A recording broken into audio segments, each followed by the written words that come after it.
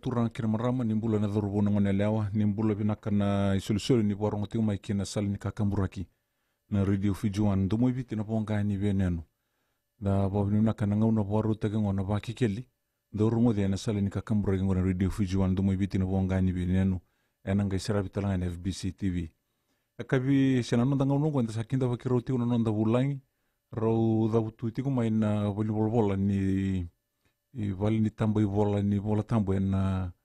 Pasifika. Kanda bobi mina ni tiko na tura na buni vola levu ni I boni vola volongo Solomon Induru ka batala kina na Bolislisi do verto na Bolislisi na boni vola ratu maika ongani valu. Rononda vulangi tiko na iwasine ngonongo ni vakikeli. Na loma ni vida na singa sauti sama itabudi kina suba na voga bondeo bo sene bondeo bo ni nonda I vola tambo. Na vosa vaka itoki. Rona mai vo madala tiukina. Kana rao ni vo matataki ni sa tu talanga na keni labelabi. Ka rao ni uni na turi ndona keni labelabi. Maina nondo tu boli vola vola katiko maina mbua. Dena bina ka mena vo madala manda I weekend na buni vola levu Solomon Induru. Na daga levu daga voitamera. Sengani daga rao rao. Kena voandeo taki. Na I vola tambo. Keni voandeo vo. Sa tiko na ngaunongo. Ni sambule binaka. Porto Alesi, te manda watana ni tu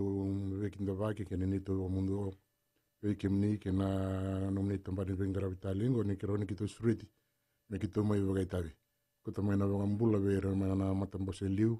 atala ke na vengara vola na ni tu ngambula ni tu marota vole me kitu suriti me kitu mai vagai tavi talanga na ku ni daga kitu ngara batiko na so ni tambo voltan me ni sakila van de otaka tambaka kawe ka na vos ni kelo sengolanga na viti na Pasifika talanga yo kito vengara vitu kina na kena volo liu e tingo e suva ngara vitu e tino ono na yano na devne Pasifika wa ni sa vorita ka ni mara ni mai ra ni tavo na volta mo viti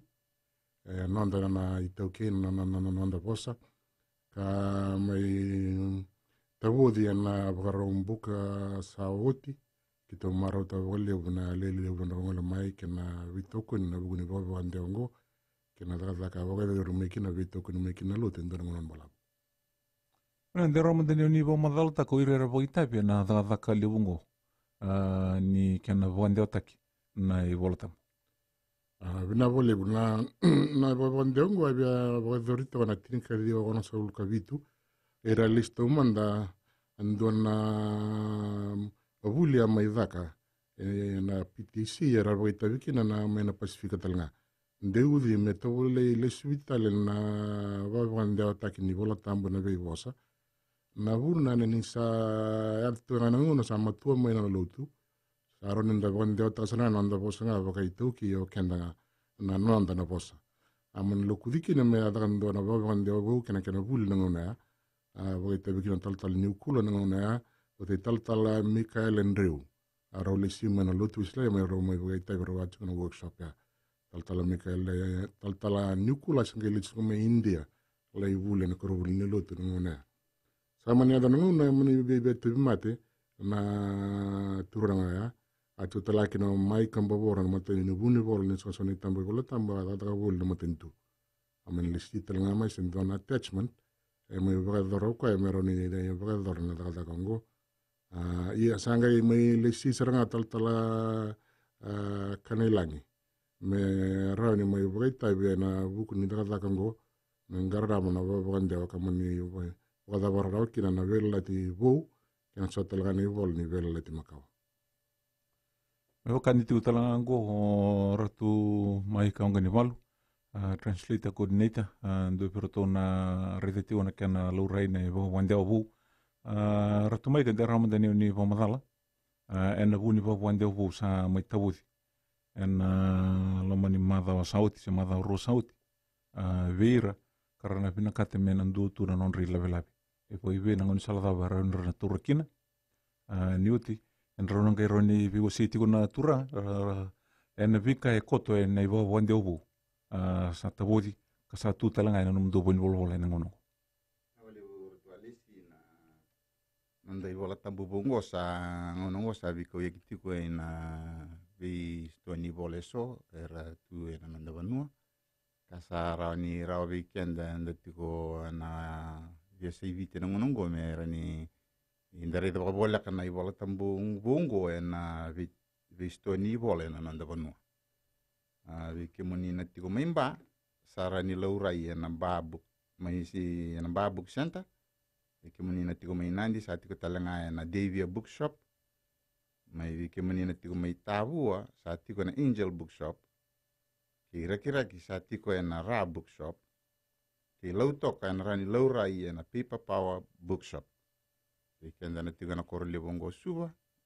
tiko na Methodist Church bookshop na loman taoni ta tiko talanga na Bible Society bookshop mai nambo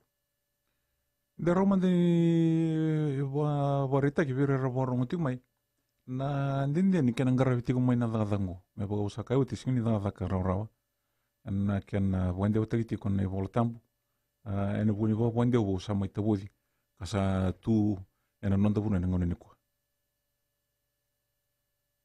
na i voltambu go mbala besar to na ken ngaraviti ko mai na ken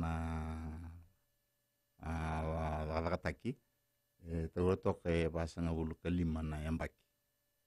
ya lebu to na hune mbala besar kinana kana wandewa TikTok ya na la ni baka wandewa talanga ke baka raning garabitu ngami taw dabuka rani to to ndaka chini kalima na yambaki me ke le sar lima rani lima chini yambaki na wandewa tekni viela latibo rani to kana tini kina lagani na yambaki na kinando ngarabi na viela latimaka na kavira raboro ngoti mai na nonda ngono boru takina ba kikeli rongo diti ko na radio fijuan do mo ibiti no bonga ni binen ka ba kina kana sara bitalanga NFBC TV na dabusuti koto ene ba wande obu nrusa mai ba retrati ngosia sa ta hudioti veira karna bino katemen dona non rilabela na dabusuti tu ena ba wande obongo kana rawani induindui mwene vi vola tambo sa tambuti na iba bakan dewa wongo vi kemani na turanga kina marama ni warong artu mena vital nongo ngo sa dua serangan na iba kan dewa wo ni vola tam ke bakaw ni na rayeloma mani na via wakato batana tiku kena nanda ibola tambunga sa turaw sana tukina na vi sau baleta tiko ni ngo sa iba kan dewa wo sa iba kan dewa wo sini vaka ngaiso na vi so lalai na bukini no andai vola tambu o makawa na vi ka sa tiro mango sa vaka taki membaleta na ngone enda sa tiro kinango na vosera vaka yang ataki kina sara vaka rawa taki era ni rawa weekend na kilana imbale ni kaenda wilikatiko sa tiro talanga kina na yalo so merani warora wataka tiguna nonda kilana vi kai tiguna lomani bola tambu ena vi bola andundu eso ena vi bola tambu satu kina na kena i vamadala lilibu na vi bola andundu ni mbera ni ndalako ena lomani bola tukina na vi vamadala ni bola kena vi wese kena vi kai ruti loma satu talengan na ulutanga lele ka membeleta na lewe ni bola ndana wilikatiko na nondi bola tambu tiliu na vi ulu tanga ba era toka ngayan na iba kamadale kini dua na was ni bola ngo era sati ko saranga na loma ni bola na bonu era tiwa kina na vi talano se na vi ba kasameso era ba ulu tanga tagi toka en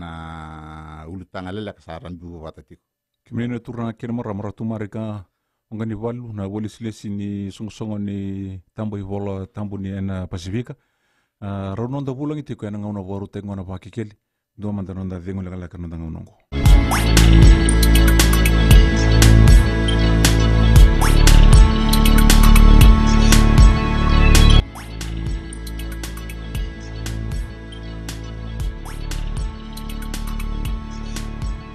ni warong tiu mai kina sal ni kakambura ni radio fijuan do mo evite no bonga ni venanu ka wakina na kana ngai sarabi na FBC TV na vital nongo karao ni oni ngirmai na kabini kwa ke wakai tigona no muni wakata taro me mbaleta na ipo ndeu bu ni ivola tambu asama i tawidioti na korturanga kanda sarangodoti na kenna ivo madala ni satu abuki en vi vale ni volite ki vola en nonda bunua rani oni ngir mai na tolu ruro sai badio nan rau tolu ruro sai badio sai bundua una kreni oni na bosamai i da butara mai na da muni kire buno ni ngir chumekin sanangol kin tali ni sambul kemni ni bulan na tole o kreni da muni kin buno ni ngir chumekin para mangan ko emba nagai param muni taru ini una wale kun rawita tuna turana na sila kembali sana pada saya berta na tarang wai tingo na kena bakan dia ko na sini visuta kana kena bakan dia pen kami na makaw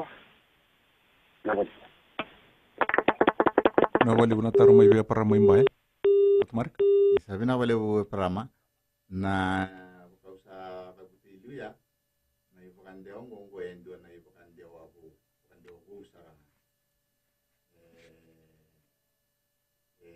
na tunga na ndai bola tambu ko sa turawa na sini kautania ngo endo tale na ibakan dia wabu meraninda baka yang takatalenga na leweni luti viti kanon de bos na bos itu ngo baka tunga na baka sama ni ribola tambu bala ni sar tungo sar lebu tuna ibakan dia ngo singeng bu karuo chugini na ndai ibakan dia na bos baka viti kabaka itabigina no muni songo ni tamban ni tambai bola tambu na ndo ni teknisa somena no muni vota taro e param ni sambula kemni ya sangol talba na kanda na bon talbo ni na tolu ruro sai vadio nan rau tolu ruro sai vadio sai bondua vitu tolu ruro dio nan rau kene vitu tolu ruro dio sai bondua ro non da bulang ite ko na turanga volis lesi mai na isongo ni tamba i vola tambu na Pasifika na wini vola lewu ni songo Solomon Nduru ke na volis lesi ni songo ora tu mai ka ngani valu ni sambula kimni na da muniki na bulo ningiri chumakin ya don bulo na ka mai bulo alesi ni bulo binaka o wilke sengo e lambasa naka wilke sa numni taro wa bulo tolonga vero na nanda bulange na sile buni ko ulu tanga binaka to bitu na taga chko na kamendai na bia bitu chunga na gutaro vero na bulangi na kia na matai na lavo na nanduindui ni vola tambo na kena pavandewa kan satore bo kitungo mai na kena bo karto sa mai tawo dango na lavo na kena duindui pating tara kena karua ni sami be songo kena ndo na pavandewa bo na ndai vola tambo na singa ni kautani na kena buka marangeti na kena maroroi na usambula ni kalo na kena baba ndewa tagichiko ndo ribo mbita gichiko na kena ba ndo baba ndewa tagichiko na ibo tambo balata na ndo kautani nandina kena mana kena vevera ni bosni kalo me baka na kena ulai koto na matini ngona na me na baba ndewa na original na karodi taro ya kena katolni taro ode sule berto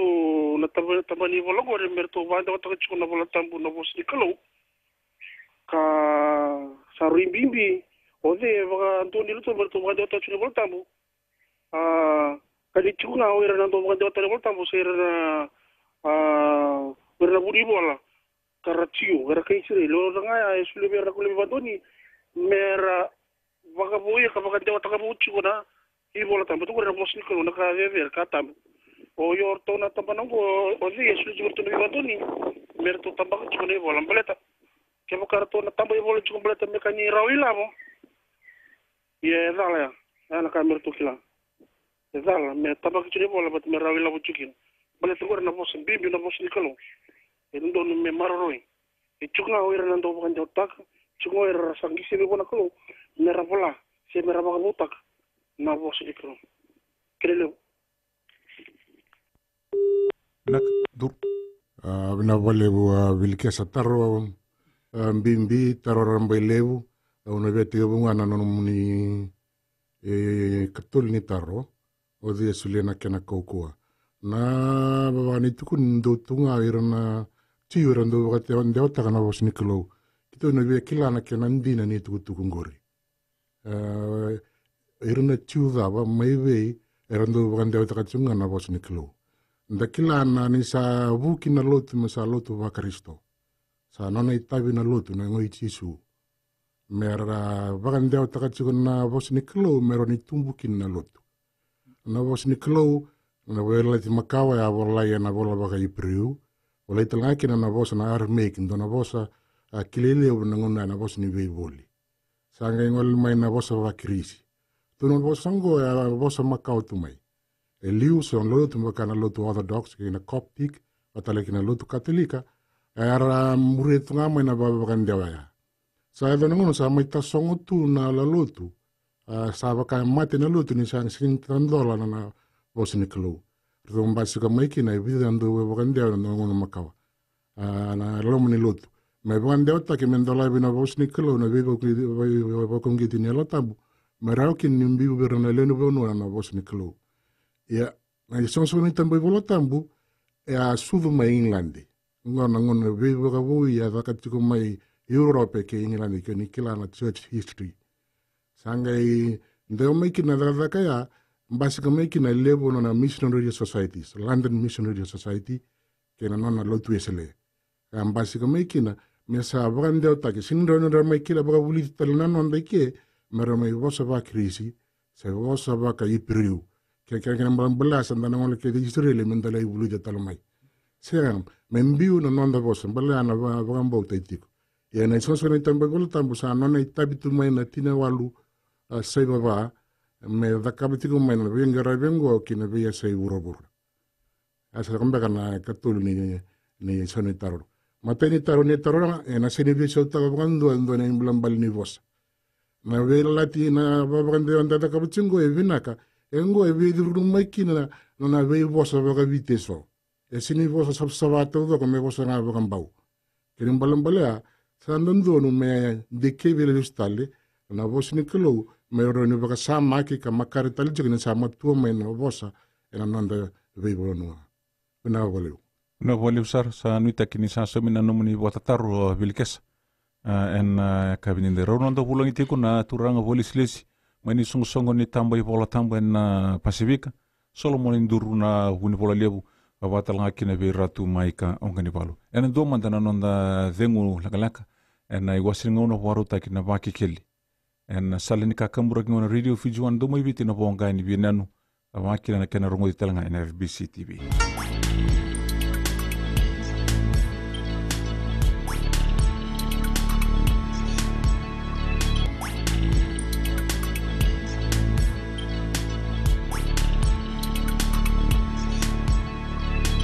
Warong tiu mai kina salini ka kambura kina radio fijuan do mo ibiti na bonga ni binanu ena ngona waruta kina vaki keli.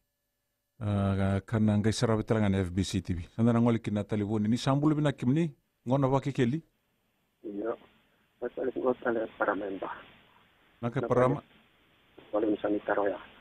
Wala ta ndo nangau na kau mena ulutangango na bosongo na kalungata. Ya kama saranga na vinga sa una sisini go na baksauti men bala sana kena wasisi na bosongo na kalungata. Dan ngai isara bandota kana kena wasi na bos kalungata. Kalau kena ngata. Wala anda sing nikla twiliu. Nya bante kita na bosongo bakan dondonga. Nakena mai visauta kena pamatatak ya. Kwa saranga sa ke visauta kana numuni kama sa kena bante kana ngono. Kaya dapat aku itu Raina pulang tu kan kena balik. Nagandona taro ya mai be para mai ma. Rere para mana na kau ni torong sumai na kena mai banga veren na banga ni bola tambu. Ene bagi sawit ka kumai kina na baka sama ni bosa kelungata. Ka lebu sar na kena bi bosaki. Kamai baka buna me baka enda baka rere iya na baka sama ni so mera baka ndewa takatal na bola tambu na so na baka ndewa. Kila nindin na muni na numa. Beleti ni abola tandina na nonda viti na bi bosaki ya. Ya sini kenimbal kini ame ni sanga ni ngandre bi me ndau ndikibilesu se rei vital na nondi bol tambu me vaka voutaki se ndua tale ni vaka ndewa beleti na vi sauni ngauna e libu na kaya dhakabo ina nonda bosa ndau vi sauna nonda bosa kabinaka me mera vaka dhurumi ma ina vi sauya mera ni vosa tunga ke na bi kenda ni bola tambe na nanda tambangona ni ndawili kanda kila na bi kanda wili ke tiku ni tiku kina na bi vosa enda kila me baka usaba kari takawiti na kena ndone kena bakarita ni nanda irna ya bola tambu baka babalang kina bi bola tali sungo li besar tu na non rai baka bakan diaw ni non rai bola tambu yo kenda tu ibitingo sa ke wili kina kona baka bakan diaw ni kota tumanya sana via tulungo sa tulungo na sana tulu e ruo kitu dakaba en dua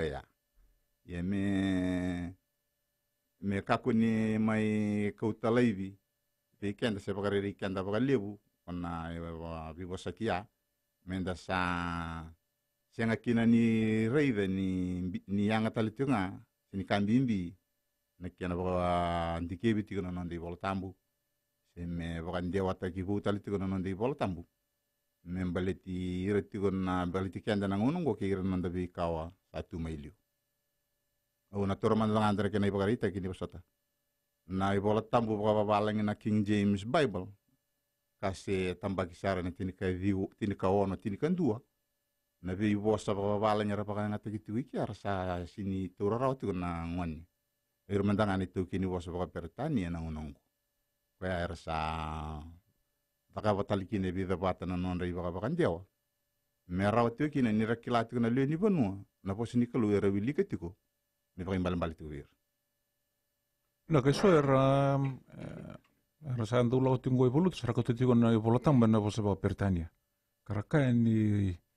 rau da kina non rakila na vika politiko ke baka rawili kana bakan dewa na posa baka pertania maine baka dewa kono kena satu na ngununiko dina sarang gori ritualis ngore nda sarai de keve tiku kitu sarai de tali tiunga kan dua sarang ana bune da kina na ibuka bukan dewa ngo mera ni stabir na nandai tambangan ya reti kana ngonongo yo bombo tini bol tambu ngobongo ne bakan dewa bongo stawa bina kasarang ana ngandeng gor ke baka nda na wili kana ibuka bukan dewa ngo ndron baka bina kasaranga rawan na vosa nda wili ketiko urani tuku nei ke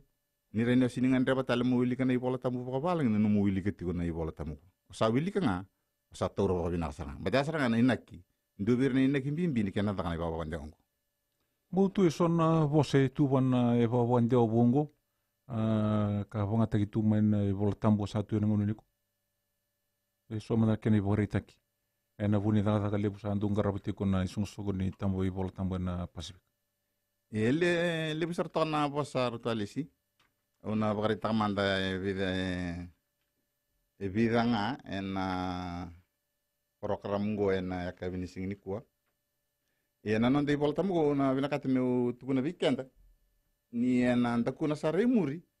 rani ralaurei kina sona vosa veisau visau taki mena non dei bola tambo kusanda baka yang atakatu kena kabo esa tamba kibongo sona vose baka yang ataki vosa kerei o kwera ni baka rawa taka na nonda kila na kena imbale sanda ka ni vosa ni bonu viti sera tukuna tuke sona kaya sang ni ratu viti era sama ni ravosa kerei rasa tau dengan mai saba kaya ngata ki mereni buket mereni bakara rata kati kuna nanda kila na tabe nda wili kati Udah kadona kan tongon tali won ni sambule kemni ya sambule na na wali o kranga ne da muni kere budo ni ngar chimaji wombulu dum na ro non da mu na ka ko o jende se botwanga o jimbina no na som pa dum na na bula na taro mai lamba ya ngambe na kila ndi ko tamba bule kadi kanda le ngono ro an bi tani lu tura a toro tu na ko ni kenda kwanda ka kene ko tam o ra sute me ke kenda na ni ko mai tertani ra vi lo ita per vi sura banga dai ko ni ni ba ma ta kon te ko ro anu ta le ba kwanda ko ya sa taro me para memba e ko ka me ko tale vi a vi kenda na temtani ni non te ko tam na klani ko na ko tani to sili ara ando ta ga ko tam no mo sa sara ala kan bi mai na ka pa so na ka luan e sa ga ne wanja ta nge kene tutu sa ve dala tiki me ken mai wanja to man ndi volta mo o kare mun da kani wa magana dina tara na magana mo gobina na wali o bombo tini taro binaka nanu nem basi kama ikina na nonroto daga na ba kan da sauti na wanda ta chona kalunga ta kitu wasabi bot vital nokin na turanga saranga to kiana nei vola tambu ya kiro sa mbose ba vida nona vole vola au kiriko me kunu to kama ba kan da me bonga tengana nei au mendunga na ba kan da ko kito sa ka utu mengo me roni kila inga ni abu ke ba kan lebu na daga kango kini kerua kita wakere me bo suka ni tukutuku me ba kama nei vola tambu ya satu ntu me araba kamai mbale tani atu kin nangata kita kira me bo suka ni tukutuku ya kin so ni lotu mbale tani dala ya na kau itu ke ye sigini mai vola mata kin bu ni bonga takitiko nangata kini katolu kita bonga bo tambe kan ina dala masavi saunga na bo sanangata na bu ni bonga bo tendua na vola tambe na text o dice na nomu vorande wata kana text ya dan tu wala nomu interpretation ya na bondombula ke okota mai na nomu vorande oiko me sama ya me sama i text tanando buna ron ro wasangando na text ndindu na non ro vorande na ka bondombula tiko ko kitu wanda ta chukengo na vorande ngo non ne songo ni lutu ke ara vorandoni ya bata ra tabi ke de ke na songo ni lutu nangono ngam sa toru kine lendua ke vai ndu it's ngam ko na ko se me voga dar na daga saro ni voga ma bota sa ngana non do bota ke non do lut le roma danga ni na borita kina pe sungu lut era po ita bena daga lebu ngoni vo wande obu asa mai tabu diuti na voga ngam de ngo wa boita bisana kina lut wesele na lutu kavitu na lutu ba katolika na Assemblies of God alotu Ngitangi, alotu Chachi, Anglican, alotu Kospeli, watala kena na Baptist Church, kena be matalut tali, dan ngona tegu mai kina, ayer talanga bitoko na nanda be matalutu sanga tegu woti kan sa woti na kena tegu uci na ba bandewa. Kemni na turang kena marama, raunonda bulang itiko na kabinda na ngona waruta kina bakikili. Solomon induru na wini bola lebu. Ni songo na Bible Society se ni songo ni tambo i vola tambo na Pasifika ki ratu mai ka ongani bola domanda nanda dengu la laka en ngauna boru tanki na baki hili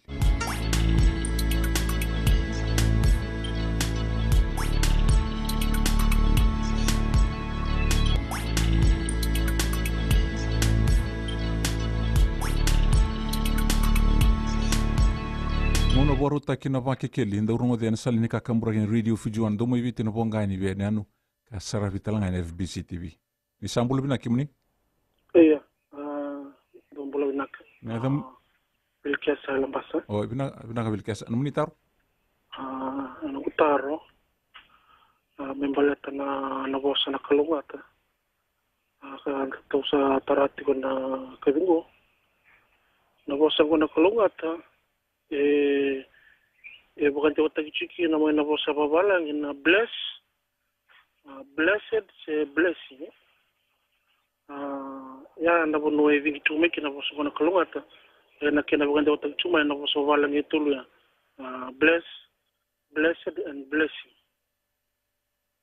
yo we kita tu berana non terbarong nabo satulungo na blessed and blessing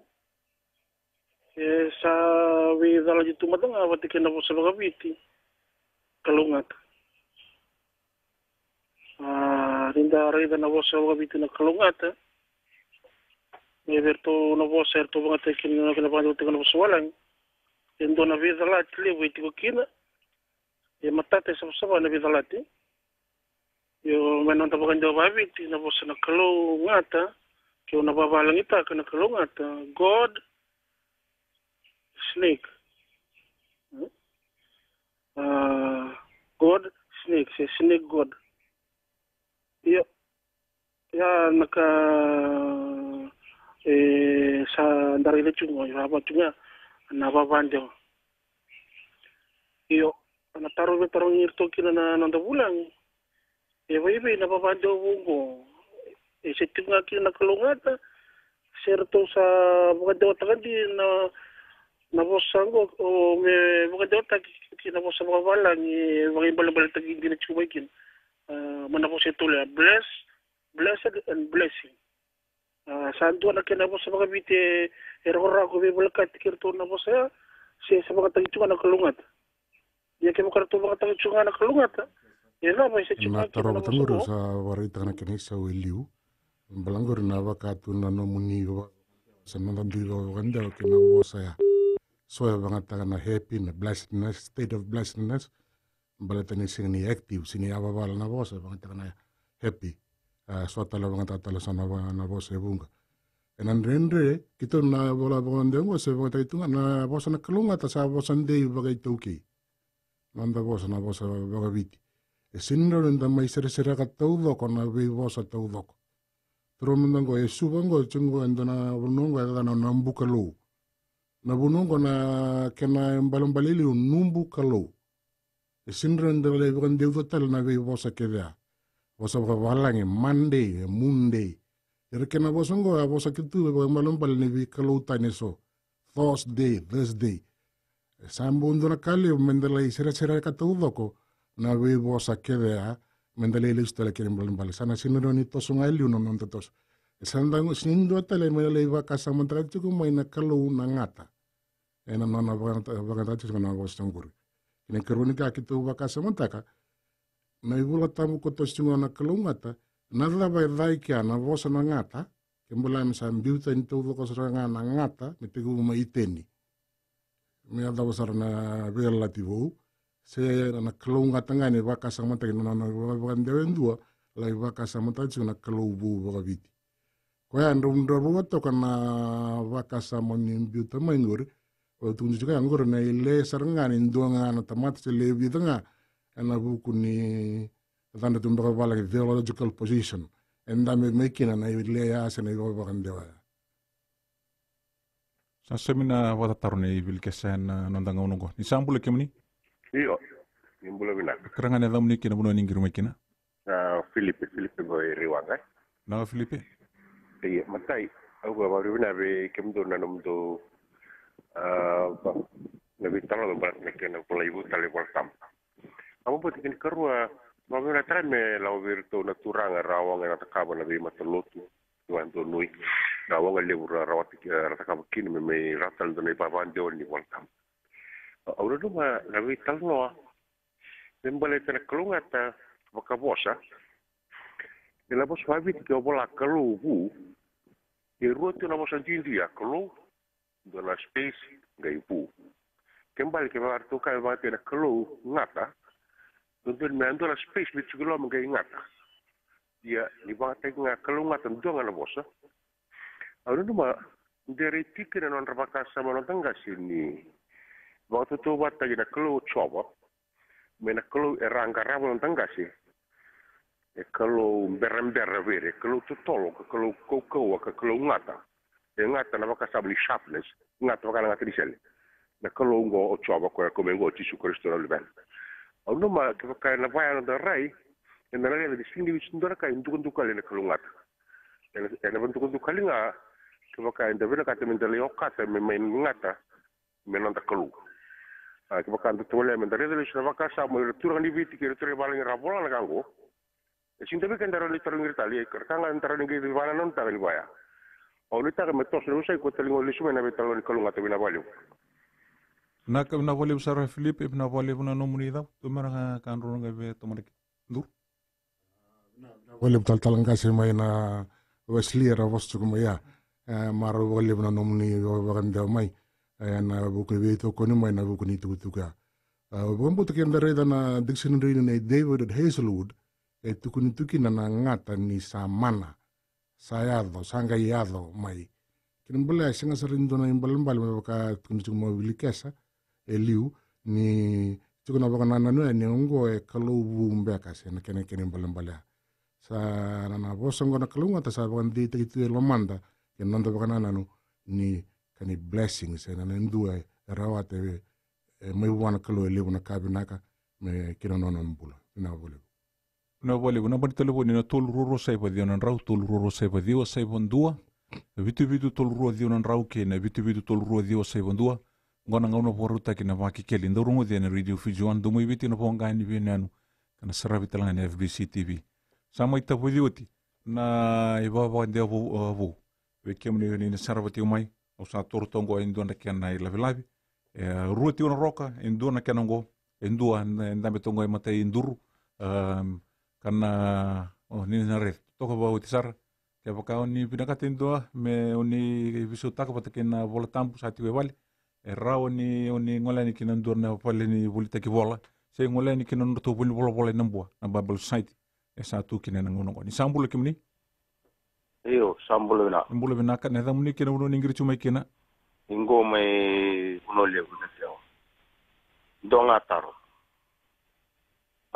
uzembe na visuta ya polto maawa ango ama ame mesale sale na arua ti ombe sama tobo soba vitinjina me toto watana ena ande te mai na King James version rezi ina ama mbimbi ni bosa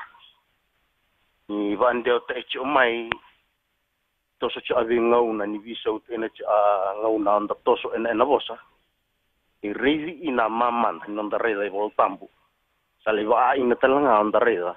onda bulat ina vosilolo embe ngama na wale buna taro mai na teo na ngai ro wa madala chuga no nda bulangi en nga uno poruta kina pakikeli ndo manda nda dingo lela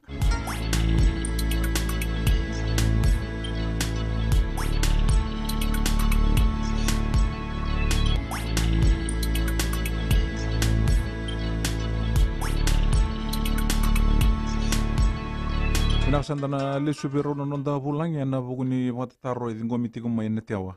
en nonda ngonongo ni vakikeli na wale bu na kangu mai bono lebu na mutaro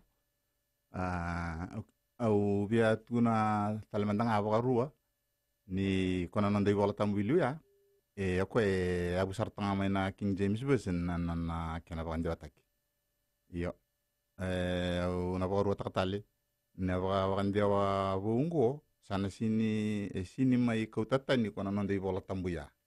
ena chiko ngana nonda ibola tambuya sana chiko talenga kwena ibola tambu bungo kana ibola bagandi wa bungo ya na kanga da ka botona bagandi wa bungo kwe baga matatataka sona bosa mbeke bangata gitu liwendre se na bakasa manga kwenda sawili ke chiko ya na nonda ibola tambu santa bangata karochiko sona ngone baka rawa tak na imbale na itukutuku se na imbale ni kai tukuni chiko sini bisa utaka ya bisa unga na bosa bakandi wataki chiko na itukutuku me baka rawa tak kena mai tawo chiko na ibola tambu karata bola chiko na turang na kaslibu na singa tabu dikina toro chiko moko endo na bosa ni bo madalman iyo chiko na loman ni nanda ibola tambu 1864 kwa anda bangata chiko maingo wili ke chiko loma ko endo na bosa na teuke sanga iba kasa mata ka chiko ko na bosa daba mandango sini kila ko endo na bosa baka viti me na teuke na ngone sangeli re ki no ko na vol tambu balangi sangere choka na bosa ngona diuk ni wakandi wate ki mai na teuke na bosa ngaba balangi na diuk ya kona ibola tambu bungo na ngone sangere ki no ko ngere ni sabo ki so semite ki na teuke ya na bosa ngona iliu iya chiko so na bibiso baya na lomani ibola tambu ko era ni bukia na nonda Wabina kata kasona kai tumai baya ni bola tambu makawa ka wakarwaro takeso kwe sa sumiti kuna pota taro mai na tewa ni kabinda ni sambula kimni ya sangwala talimbaga ni na kanda na mari taliwoni na tolu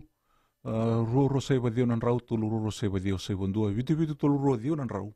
ke na vitu tolu roro dio sai bondua ngona ngona boru taki na vakikeli ni sambula kimni iya bil kestal galambas na kabil kesa yo we sempre juga ni isi somi juga na ngutaro wataro ngatuan na bosango na kaungata ko e bakande o takichuki kina na vosa bavala ko khabarato na blessed and blessing eu no guliga ne votambu e vida la diti ko na vosa bavala nia kena babakande o bakabiti na vosa ko na kalungata au kiri ke e chuko sona vosa e rora ko matau ere o me na vosa semita na vosa na kalungata ya ni bagara itu cuma ya do era kande vosa ko mai membaleta na vosa ko na kalungata ni tunju ni na sapna sinikalo kibuka sapna sinikalo se be dala ditunga ke na blessing blessed na happy na bless ko e vante o tuchu na vosa wala kire lebutu na bleta na vosa nda batusa ngoda kaya daga kile batana vosa nikalo ko isingani ndo na vosa me vosa wala tu na vosa nikalo embula ko na ona nda speak for na ona nda batusa kina era bagazuulu na bikambula na kauka ni vosa nikalo bukan ta salamu tu ko na kalongata ya ta sabat tu sartunga na tebor na kaval ya na kai tana musiklo na kambula na kaman inda zamu tana musiklo area ko nature kake they come to the full stop bakila na bikambula ko ile ko na musiklo na kana kukawa ko voka huwa washeru na loma kenelo ni tomata na bosa talanga nda butusa e boka taukina na kanondra vaga iyo na bikambul e boka nda sada butu chuko na kalungata bosa mata kame lendo e me bosa me ge tini se rosko bula kalungata e ka buti vata na tu bosa abo boka sana bala tasaranga na buru butu ambale sakadi misar tunga na ngata na teboro yo na kame menda kilango kenda na itoke ngoito talamona ngona bia kajino bia wase weekend ore na tukanda na wani weekend kani wira ra bakalo tu wanangata ko ndingi kwera bola ichungwana kani bol ana kalunga to era mga na kina na teboro na ndangasi kibaka tukuni chukoni ra kautu na ndangasi na boso na kalunga to melori babina kambe talako na yala ya na spirit ni ngarabi kalungata ya mana burkalo sama ibomba ina ibolango ana di kalanga na mwana me kame ndangara unatiko kwa ukiri tu kina babande ngo me ndonga na bosa bingani ti rakurako me vesumita na bosa na kalungata kame ka ku ni kalungata tu ndonga na bosa ni kalung ngo bosa ni ngo ni bosa talano wala nga na udu wendu rusia ngo bosa ni kalung na kambula kamana me ngari ka bal mutu na bagande wata chukuna na bosi nikolo kana le bosa ortoni na kabil kes du avili ndendre srangana ve osaki se ve mba watana no muni ile kila ile vida talanga watungura na kene ile me banga satu ngura na no muni rai sini mai ve so tagara na vosa sa tu mai kasakile itu ga matani tu ga buli na vengo no todo con ni kalunga te kene balambal le mendu sautu tiko todo kene wana kaya mana ni sandu kalungata sanda kilatu meni kene balambal ya mbala me baga ni satu no chungor na blessedness ndo na nraki se ndo na buruburu e olongi botekina ni samba sika ndo na sautu saulongi bina kasara chunga na bosongo na kalungata kendala yoga ndeu da talama yoga mataila lai wanguri but na imbaleng-balengani wasa chika lama muni. Na meaning is in you. Kembula sanda meroto meno muni rai, na wanga kwa karini bosa ni nge bangola me bero tikena bono oni be bangola kina asa ado mekina no muni bo bakande asa no muni interpretation and no muni text. Undulu na ndu ni bo wanda ni ndo na text. Sini kito biala ingol na be tambana baya. Rone ni bolangan do muni botambu commentary ke ba ni ngandra me na bibu ke berone baba ko seso ena bo banda sananda betonga ena na bo songo na kalungata na bole ni sambulo kemni nimbula ne da muni kena bono ni ingrijo mekin o bula bata e turaki o matayo bo bene bina ko le buena na program na singini kwa inda undola batuna nanda valiwale sunavi bakasa mandindui mbasi kamai paminu vina kavera una ulang indokai na singile vendendai au utana vina vina kana bukuni evana itambangele tukuni tiko na kospeli ne chisu na au na vos nikalo kau mai lo malangi gate nandele ningele ndundu e vura ya do mai vitini tini kawalu tulsa vul kalima na ngele valangi te voli maikin me mai buzina ngele voviti me oir vovonde otaka ena vosova Britania era zinguvi inspired mengai oirana itauke era mengai rama maikina na vonua viti mai viranda ungarava na kalunga tailiu me vova na ngaunango nandindi ningele ena tiva kikina tukuna tune voltambu na mamari talanga ni vonua era raizaki au vovina vina kvoli vina vivusaki kena vonde otaki na vaka samavu ninda sazo maindo na ngauna ni visauvu ani tambatamata vo ne karoso London Century o vo vina vole vo na vaka sama ni kana vonde otagi vo tal nei voltambu me vero tike nei tambatamata vo au nuitaka ningel ndindu enen dambekina ena zandra talanga kina na be matangali zandra ena rokata tiko na nonda toso ena nonda la voya ambanga na tikina o vo vina kata vole ana betar no ana smele vende na vole usar atumboki ke tu talitinga na ngauna na ndanga ngongo sule talam na ngauna wana tura na puni vola levu ni songsongo ni tambo vola tambo na Pacific Solomon Nduru mena mai voada vortiko na vetal no na ngauna voru tengo na vakikeli vena sa vole tura artu walesi kiro maro vole verotu marika na mai vagaita vendendai ora na talanga no roba madalma na tura ne talanga se suva na vonu ni venaka na bukuni rai ni bosongo kena rai bagala matua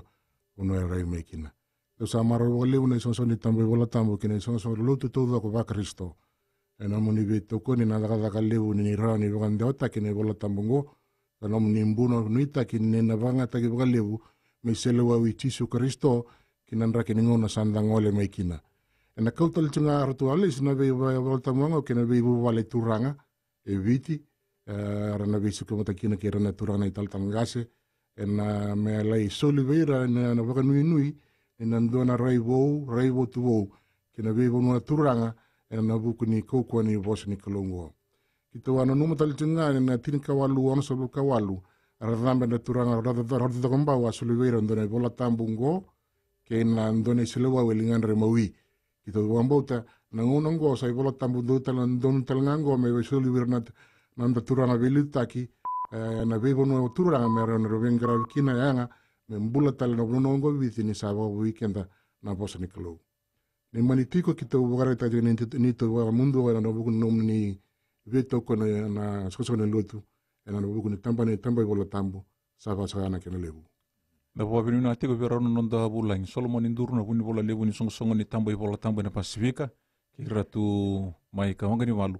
en buni non rau mai bogi tabi ko ro bulang tiko ana kana sa mai tawdi na ibo bonde ni ibol tambu ame bana kene level bo tor to ngo karoni sara betelanga ena baki keli ena FBC TV sana mai da bose kena no danga no ene kabine